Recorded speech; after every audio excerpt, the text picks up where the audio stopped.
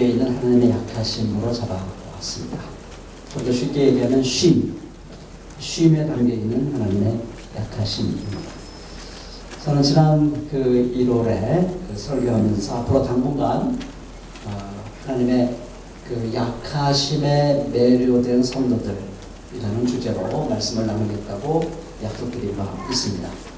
그래서 첫 시간에 창조에 나타난 하나님의 약하심에 대해서 살펴봤죠. 그 과정에서 천지를 창조하신 천지의 창조주를 전능하신 하나님이라고 고백한 신앙 사도신경 뜻을 잠시 살펴보았습니다. 천지 창조엔 물론 무에서 너무나 아름답고 찬란한 우주와 인간을 창조하시는 하나님의 그 전능하심이 나타나 있습니다. 하지만 그 하나님의 놀라운 창조엔 또 다른 의미의 전능하심이 나타나 있다고 말씀드렸습니다.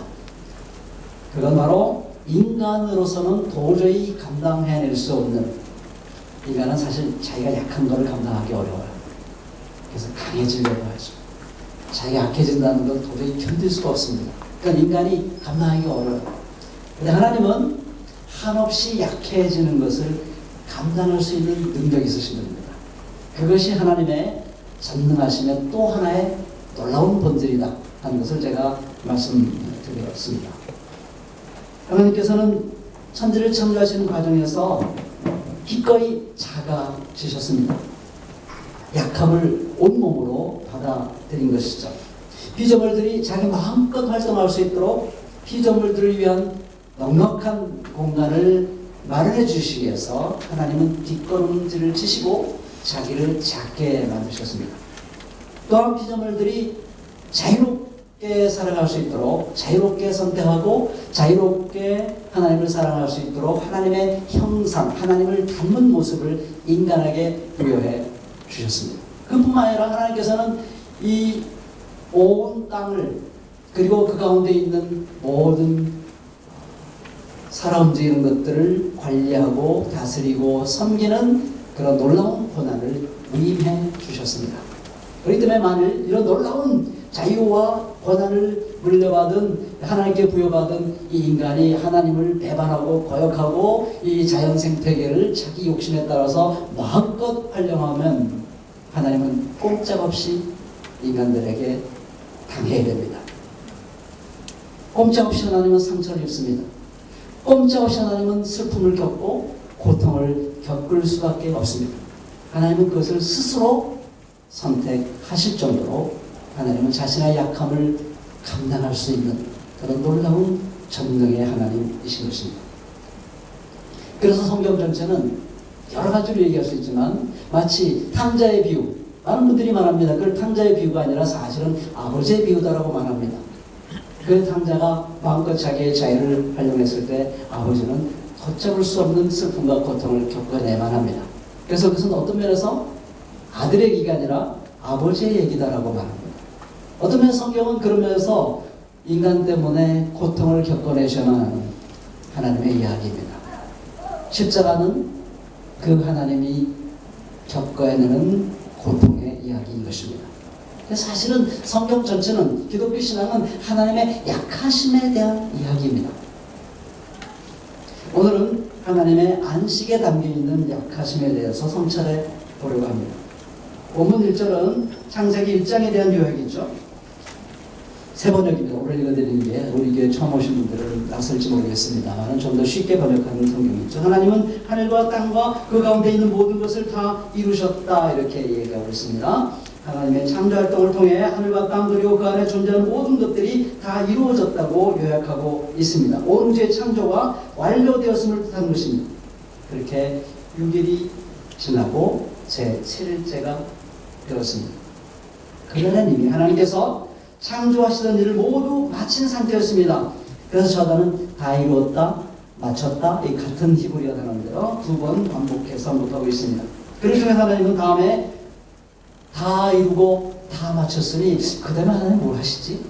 독자들이 굉장히 궁금할 수 있어요. 뭘 하실까? 저자는 바로 답을 줍니다. 일의 날에는, 일곱째 날에는 하시던 모든 일에서 손을 떼고 쉬셨다. 이렇게 말씀하고 있습니다. 여기 유명한 단어가 등장하죠.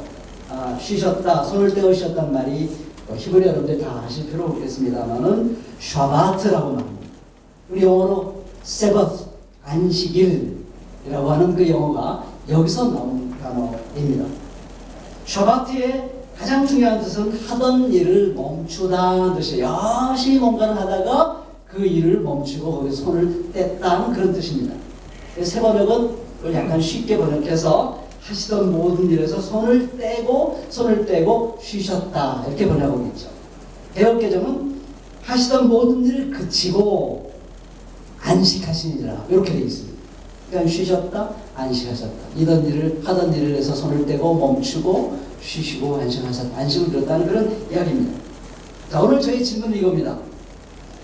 하나님의 그 쉼, 하나님의 안식이 어떤 점에서 하나님의 약함을 표현할 수 있을까? 이게 저의 질문입니다. 우리 목사님들도 그렇고 신학자들도 가끔 그런 얘기를 해요. 제가 처음 영국에서 신학을 배울 때 제가 그 성경 해석학을 가르쳤던 분의 하신 말을 잊을 수가 없어요. 성경은 진지하게 질문을 던지는 만큼 우리에게 당신의 진리를 가르쳐준다 하는 그런 말을 제가 잊을 수가 없습니다. 성경을 읽을 때 자꾸 질문을 던져보세요. 설교도 그래서 자꾸 질문을 던집니다. 그러면 거기서 우리가 예상치 않던 성경의 답을 얻을 때가 참 많아요. 물론 아무리 질문을 던져 모든 질문이 다 좋은 질문 아니에요. 엉뚱한 질문 던지면 하나님이 답을 안 하십니다. 그래서 예컨대 이런 거, 하나님이 천지를 창조하기 전에 뭘 하셨을까? 이런 질문. 마지노부터 그렇게 대답했다고 그러죠. 그때 그런 질문을 하는 사람을 맴매해 주기 위해서 채찍을 몽댕이를 만들고 계셨다. 그런 재밌는 얘기를 했습니다. 웃자고 한 얘기입니다만, 다른 질문을 바로 던지는 게 중요하긴 해요. 근데 질문을 던지는 사람이 답을 안 하시면, 이건 질문이 잘못됐구나 생각하시면 됩니다. 근데 대체적으로 진지하게 질문을 던지면 하나님이 아주 친절하게 우리에게 답해 주십니다. 저도 오늘 하나님의 안식이 어떻게 하나님의 약함을 표현하죠? 라고 질문했더니 하나님께서 저에게 참 많은 풍성한 대답을 해주시는 것을 제가 느꼈습니다. 제가 그것을 여러분들과 오늘 함께 나누고 싶은 것이죠. 두 가지 면에서 하나님의 약함이 나타나 있습니다. 하나는 첫째, 하나님은 쉼 자체를 즐기셨다는 것입니다. 쉼 자체를 즐기심이 어떻게 하나님의 약함을 나타내는가 제가 말씀을 드리려고 합니다. 오늘 이 일곱째 날에 굉장히 중요한 특징이 있어요. 앞에 6장을 보면요.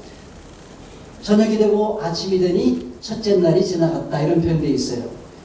저녁이 되고 아침이 되니 둘째 날이 지나갔다 이렇게 표현되어 있어요. 6일째까지 계속 그렇게 나옵니다. 그러니까 6일째도 저녁이 되고 아침이 되니 여섯째 날이 지나가미라 이렇게 되어 있어요. 근데 일곱째 날은 그게 없어요. 저녁이 되고 아침이 되니 일곱째 날이 지나갔다 그렇게 얘기하지 않습니다.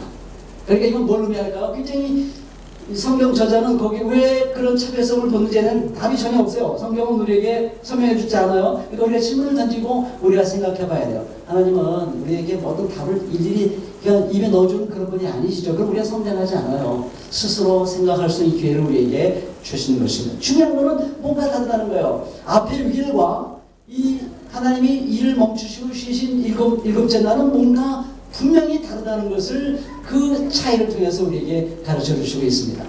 뭐가 다를까요, 그러면? 궁금하지 않아요? 뭐가 다를까요? 저는 이렇게 생각을 해 왔습니다. 제7일은 단순히 다시 첫째 날로 돌아가기 위해서, 첫째 날로 창조활동으로 돌아가기 위해서 준비하는 날이 아니라는 것입니다. 그날로 완성된 날입니다. 그날은 뭔가를 준비하기 위한 날이 아니에요. 그날은 뭔가 완성된 날이라는 뜻입니다. 그날은 하나님께서 다음날 다시 열심히 일하기 위해서 이미 다 소진해버린 에너지를 충전하는, 비축하는 그런 날이 아니라는 뜻입니다. 하나님은 그날 그 자체를 즐기셨다는 그런 뜻을 우리에게 말해주고 있는 것입니다.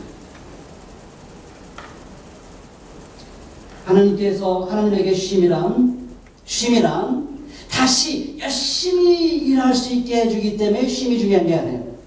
그게 아니고요. 쉼 그 자체로서 아름답고 소중하다는 얘기를 우리에게 전해주고 있다고 저는 생각을 합니다. 저는 여기서 쉼에 대한 일반적인 태도와 하나님의 쉼에 다름이 있다고 저는 생각을 합니다. 우리는 보통 다시 열심히 일하기 위해서 쉼이 재충전 이런 걸 많이 하죠. 안식을도 마찬가지, 안식기간 여러분들 기대하잖아요. 목회자도 마찬가지입니다. 2개월, 1개월 이렇게 쉬는 것은 여러분들이 기대하는 것이죠. 그래서 쉬면서 무지무지 부담이 됐습니다. 이제 쉬고 나면 목회를 기가 막히게 더 잘해야 될 텐데 엄청난 부담을 가지고 여러분들 모르실 거예요. 제가 그런 부담을 가지고 있었다는 걸 모르실 거예요. 네. 더 열심히 잘하기 위해서 우리를 쉬어야 된다는 강박관념을 갖습니다. 자, 그러면 쉼 자체를 즐기는 것과 더 효과적으로 일을 더 잘하게 하시는 것과 무슨 차이가 있을까요? 저는 굉장히 중요한 차이가 있다고 저는 생각을 합니다. 쉼 자체를 즐기지 못하고 보다 더 잘 일하기 위해서 쉰다면 일과 쉼의 목적이 같아지는데요. 끊임없이 뭔가를 생산하고 소비하고 축적하는 것이 가장 중요한 목적이 된다는 사실입니다. 다시 말하면 일하기 위해서 쉰다는 건 뭐냐면 그 쉼의 목적이 자기의 힘을 더 강화하기 위한 데 있습니다. 쉼이란 힘을 갈수록 더 많이 축적하기 위한 수단에 지나지 않게 되는 것이죠. 반면에 쉼 자체를 즐긴다는 건 뭘 의미하는 것일까요? 인생의 가장 중요한 목적은 힘의 축적에 있지 않고 다른 데 있다는 것을 우리에게 의미합니다. 우리가 뭔가 생산하고 뭔가를 창조하고 뭔가를 만들어내는 목적이 그런 것을 내가 다스리고 지배할 수 있는 것을 점점 더 많이 만들어서 내 힘을 점점 축적하는 데 있지 아니하고 다른 데 있다는 것입니다. 우리가 뭔가를 창조하고 뭔가를 생산하는 것은 우리가 잘 하나님 앞에서 서로의 관계에 있어서 정말 멋지게 쉬게 하는데 그 목적이 있다는 사실을 우리에게 가르쳐 주고 있는 것입니다. 자, 제가 질문을 합니다. 한 사람은 쉼 자체를 즐기는 사람입니다. 다른 한 사람은 보다 더 열심히 효과적으로 잘 일하기 위해서 쉰 사람입니다. 세상적으로 계산해 봅시다. 이 두 사람 중에 세상적으로 계산해 보면 누가 더 힘이 세질까요? 세상적인 계산이에요. 너무 영적으로 고차원적으로 생각하지 마세요. 그냥 인간적으로 생각해 보세요. 열심히 일하기 위해서 쉰 사람하고요. 그냥 쉼 자체를 즐긴 사람하고 누가 더 힘이 세질까요? 그건 뭔가 더 열심히 더 많이 축적하기 위해서 쉰 사람이 더 효과적일 수 있을 것입니다. 저는 바로 그런 점에서 하나님의 약하심을 하나님의 쉼에서 유추해낼 수 있다고 저는 생각을 합니다. 다시 정리합니다. 하나님은 사랑 때문에 이 세상의 모든 걸 창조하셨어요. 사랑하고 싶어서 사랑의 대상으로 창조하셨어요. 뭔가를 축적하기 위해서 창조한 게 아니에요. 힘을 과시하기 위해서 창조한 게 아니에요. 자기를 내어줄 대상을 창조하신 것입니다. 자기를 헌신하고 자기를 줄 대상을 창조하신 것입니다. 때문에 하나님은 사랑 때문에 또한 쉬십니다. 더 이상 창조 활동을 하지. 이만큼 만들었으면 충분한 거예요. 이만큼 만들었으면 충분한 거고 더 만들 필요가 없어요. 이제 남은 것은 이렇게 아름답게 창조한 존재를 향해서 더 이상 창조하지 아니하시고 일하지 아니하시고 그냥 쉬시는 거예요. 그 쉰다는 건 뭐냐? 그 자기가 창조한 대상을 천천히 들여다보면서 예뻐해 주는 거고요. 자세히 들여다보면서 사랑해 주는 것입니다. 그것이 하나님의 쉼의 본질입니다. 그래서 사랑 때문에 창조하셨고 사랑 때문에 쉬십니다. 하나님은 이 본질을 제대로 깨달은 분이 예수님이시죠. 그 안식일에 하나님의 쉼의 의미를 제대로 깨달은 분이 예수님이시요. 예수님께서 어느 날 베데스다에 목포를 가셨잖아요. 거기 38년 병자가 있었어요. 얼마나 불쌍한 사람입니까? 예수님은 그에게 말씀하십니다. 일어나! 일어나라! 내 상을 걷어가지고 그리고 걸어가라! 명령했어요. 근데 그 말을 듣는 순간에 이 사람의 병이 딱 나갔어요. 딱 일어나가지고 상을 딱 걷어가지고 걸어갔어요. 이거는 유대 사람들에게는 충격적인 일이에요. 왜냐하면 상을 걷어서 그걸 쥐고 걸어가면 그게 뭐예요? 안식을 해서는 안 되는 일이에요. 그러니까 예수님은 이 사람을 하여금 안식일을 범하도록 명령한 거예요. 그러니까 예수님에게 아주 비판적으로 이야기를 합니다. 뭐 안식일에 하지 못할 일을 하는 겁니까? 라고 비난을 하죠. 그때 예수님께서 뭐라고 말씀하냐니까? 내 아버지께서 이제까지 일하고 계시니 나도 일한다. 굉장히 역설적이에요. 아니, 하나님은 안식일에 모든 일을 멈추고 쉬셨다고 했는데 예수님은 하나님께서 일하시니까, 하나님께서 안식일에도 일하시니까 나도 일한다 라고 말씀하셨어요. 여러분, 그 일한다는 건 무슨 의미냐면 뭔가를 더 축적하기 위한, 뭔가를 더 많이 생산해서 소비하기 위한 그런 일이 아닙니다. 그 일은 사랑하는 일이에요. 이제 이만하면 됐어요. 이만큼 내가 누렸으면 돼요. 이만큼 생산했으면 돼요. 이만큼 축적했으면 됐어요. 내게 남은 일은 이제 쉬면서 일하지 않고 사랑하는 일이에요. 예수님이야말로 하나님의 안식에 담겨있는 그 뜻이 무엇인가를 깊이 깨달으신 분이십니다. 여러분, 우리가 하나님처럼 안식일을 쉰다고 생각해 보세요. 아, 내가 내일 열심히 일하기 위해서 오늘 내가 쉬는 거야. 그러면 생각이 어디가 있어요? 내일 일에 관심이 가겠어요. 그러나 그냥 사랑으로 쉰다고 생각해 보세요. 이제는 더 이상 뭘 축적하고 싶은 마음이 없어요. 이만하면 충분해요. 쉬어보세요. 사랑으로 쉬어보세요. 그러면 내 주변에 고통당하는 사람들이 눈에 들어옵니다. 내일을 위해서 오늘 쉬는 사람은 고통당하는 사람들이 내 마음에 들어올 수가 없어요. 왜냐하면 내가 쉬는 목적은 내일 열심히 일하게 되기 때문에 다른 사람의 고통이 내 마음속에 들어올 수가 없어요. 여러분, 하나님처럼 쉬면요, 안식이라고 해서 오늘은 쉬는 날이니까 이래서는 안 되는 날이니까 38년 된 병자, 내일 고치면 되지, 오늘 내가 왜 고쳐? 이런 생각이 들 수가 없어요. 그렇게 생각하는 사람은 일하기 위해서 쉬는 사람이에요. 더 많은 것을 움켜쥐기 위해서 쉬는 사람이에요. 바리새인들이 그래서 안식일은, 바리새인들에게 안식일은 더 많은 것을 움켜쥐기 위한 안식일이었어요. 그 안식일의 법을 통해서 그 법으로 수많은 사람들을 죄인 만들고 자기는 그 법 위에서 다른 사람을 지배하고 심판하고 재판하는 그런 힘, 그 힘을 더 많이 축적하는 그런 제도가 안식일 제도였던 것이죠. 그걸 흔드니까 그들의 힘을 흔드는 거였어요. 권세를 흔드니까 너무 화가 난 것이죠. 그러나 예수님은 하나님의 안식의 쉼을 너무 잘 하셨기 때문에 오히려 더 그렇게 쉬시는 하나님의 마음을 너무나 잘 알았기 때문에 오히려 더 그 안식일에 고통당하는 사람이 더 마음에 더 깊이 들어온 것입니다. 그를 그냥 넘어갈 수 없었던 것이죠. 그래서 그를 고쳐주십니다. 오늘 우리 한국교회가 왜 이렇게 슬픈 지경으로 자꾸 나락으로 떨어져가고 있는 것일까요? 그것은 주일 성수든 11조든 뭐 안식일 지키기는 무엇인지 간에 더 많은 하나님의 축복을 받아서 더 많은 힘을 자기 손에 거머쥐려고 하는 그런 욕망 때문입니다. 그런 욕망에 사로잡혀 있는 한 힘들고 어려운 사람을 돕는 것은 그저 신용 정도 할 뿐입니다.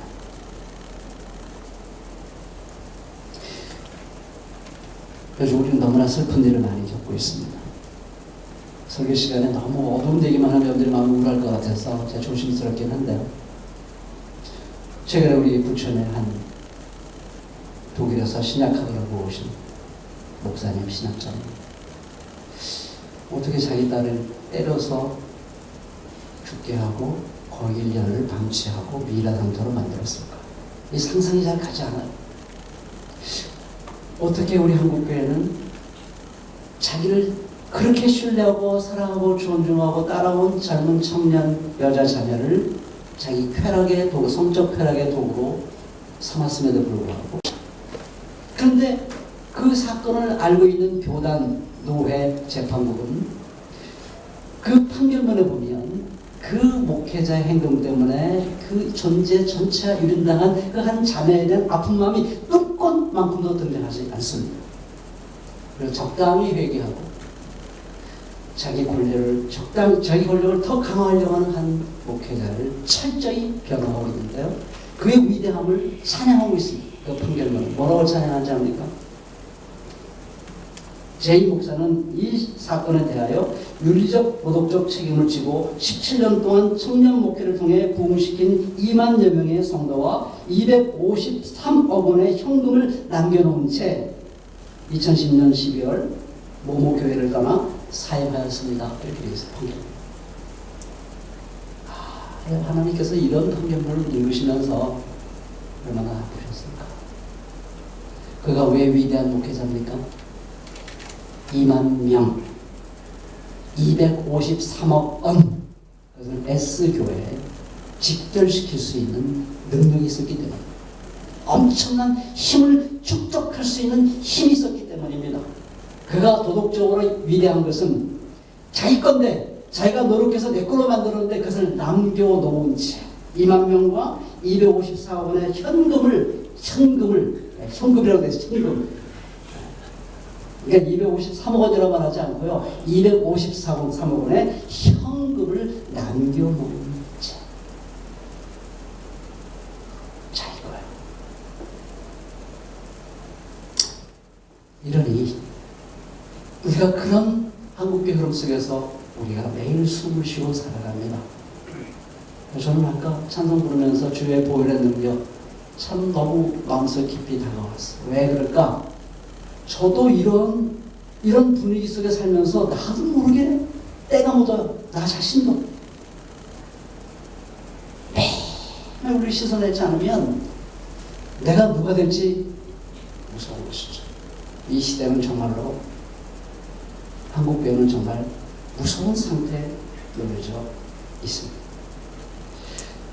그는 쉼 자체를 사랑으로 즐기신 하나님, 약해지심을 두려워하지 아니하시는, 자기 힘을 계속해서 과시하지 않아도 되는, 오로지 그냥 이미 주어진 것에 자기를 다 쏟아붓는, 그래서 한없이 약해지는, 내어주고 또 내어주시는 그런 약해짐에 대한 두려움이 없는, 그것을 사랑하는 그 하나님의 쉼, 그 쉼의 아름다움을 우리는 만끽할 수 있어야 되겠습니다. 두 번째는 조금 더 간단하게 말씀드리겠는데요. 하나님은 쉼의 시간을 축복하시고 거룩하게 하셨어요. 3절을 볼까요? 이튿날에 하나님이 창조하시던 모든 일에서 손을 떼고 쉬셨으므로 하나님은 그 날을 복되게 하시고 거룩하게 하셨다. 일곱째 날을 복되게 하시고 그 날을 거룩하게 하셨어요. 이거는 굉장히 성경적인 용법에서, 일반적인 용법에서 벗어난 얘기입니다.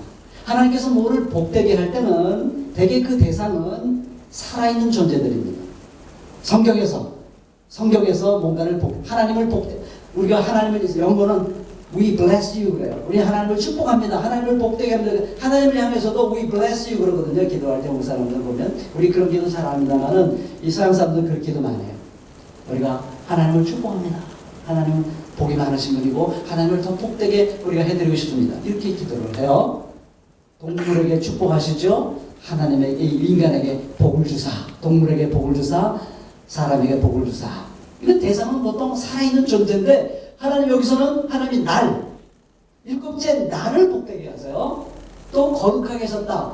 보통 거룩하게 하는 건 장소를 거룩하게 하거나 사람을 거룩하게 하거나 하나님께 드린 예물을 거룩하게 합니다. 근데 이건 나를 거룩하게 하는데, 성경 나를 거룩하게 하는 건 딱 두 번 나옵니다. 오늘 이 본문과 느헤미야서 8장 9절부터 11절인데요. 여러분 잘 아시잖아요. 그 일곱째 달에, 이 속죄의 날에 이 이스라엘 백성들이 에스라가 성경 읽어주는 걸 보고서 통곡을 하면서 슬퍼하고 회개하는 그 날입니다. 그 날을 느헤미야와 에스라가 이 날은 하나님의 거룩한 날이니까 더 이상 울지 말고 이제 기뻐하자 그렇게 그 날은 거룩한 날이다 이렇게 얘기해. 속죄일이 거룩한 날인데요. 그 거룩한 날의 원조는 안식의 날입니다. 그게 원조예요. 거룩한 날을 거룩한 날을 거룩하다 그 날을 속죄일을 거룩하다는 건 뭐냐면요. 안식일의 거룩한 그 날의 의미를 잃어버렸어요.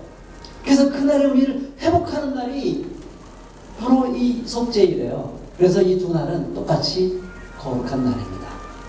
하나님께서 한 날, 일곱째 날, 그 날을, 그 시간을 복되다 하시고, 그 시간을 거룩하다 하십니다. 이거는 엄청난 진리를 담고 있습니다. 왜 그러지 않습니까? 여러분, 벤저민 프랭클린이라는 걸 아십니까? 미국의 그 독립선언문을 기초한 분이 몇 분 계신데, 토마스 제퍼슨과 그리고 벤저민 프랭클린이 그 사람 중에 한 사람입니다. 미국의 독립선언문을 기초 작업한 분이에요. 대단한 분이죠. 미국의 국부에 해당되는 그런 분입니다. 막스 베버라는 사람이 유명한 책을 썼잖아요. 프로테스탄티즘의 윤리와 자본주의 정신의 책을 썼어요. 그 책을 보면은 자본주의 정신을 가장 잘 선포한, 대중적으로 가장 잘 선포한 미국 사람 중에 한 예를 드는데 그 사람이 바로 벤저민 프랭클린이에요. 그 사람이 한 말을 여기 인용하는데요. 굉장히 재밌어요. 간절히 부탁을 합니다. 사람들에게 부탁을 하는 거예요. 여러분, 시간이 모임을 명심하십시오. 가로 열고 가로 닫고. 뭘까요? 한 단어, 디귿자.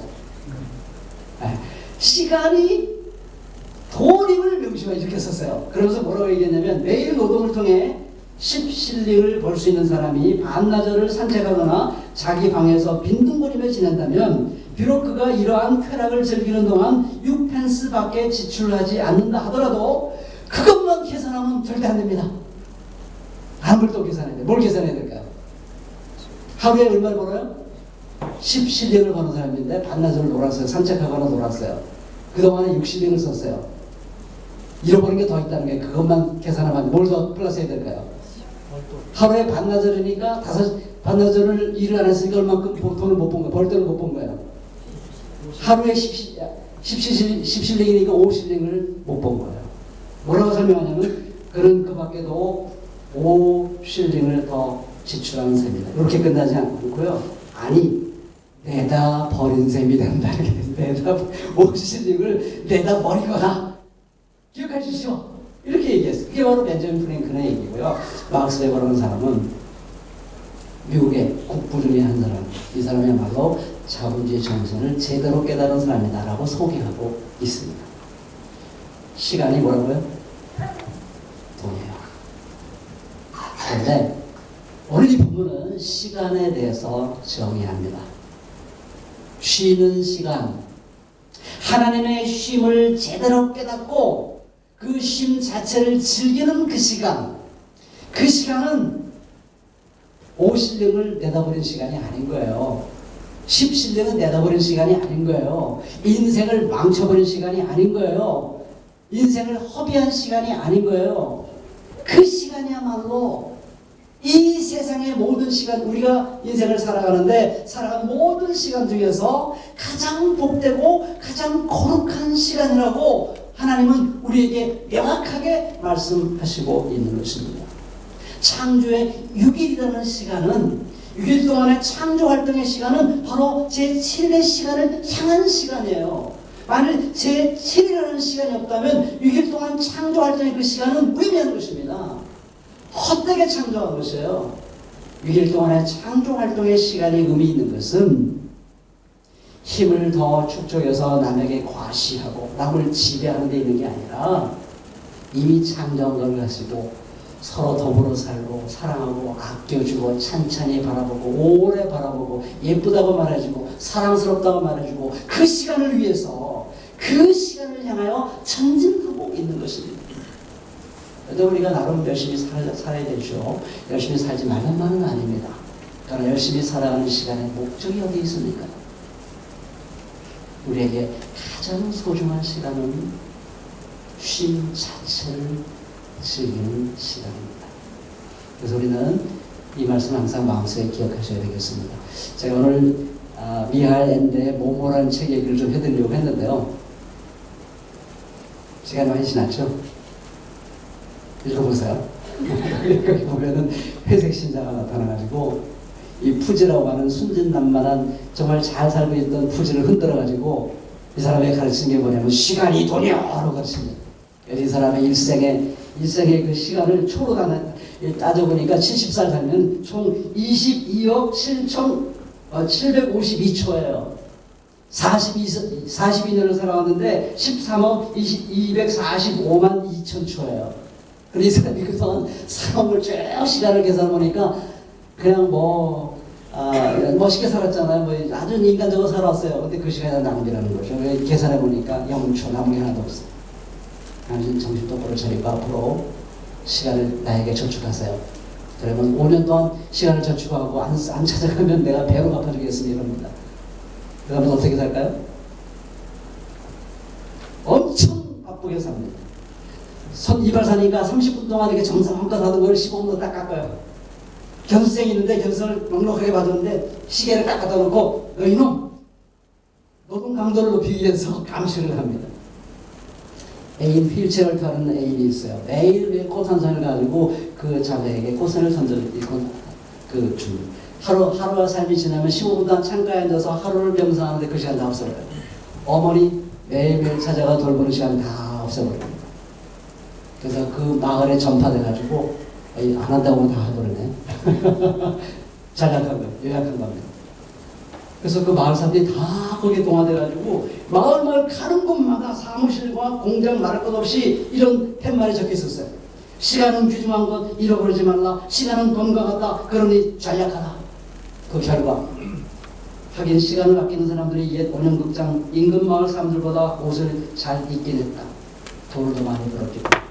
그러나 그들 얼굴에는 뭔가 못마땅한 희생이나 피곤함 또한 불안이 진득하게 배어 있었다. 눈빛에는 상냥한 기미감은 찾을 수 없었다는 거였어. 오늘 우리 시대가 이렇게 삭막해져가는 이유, 사살력 1위로 불명예를 안고 있는 겁니다.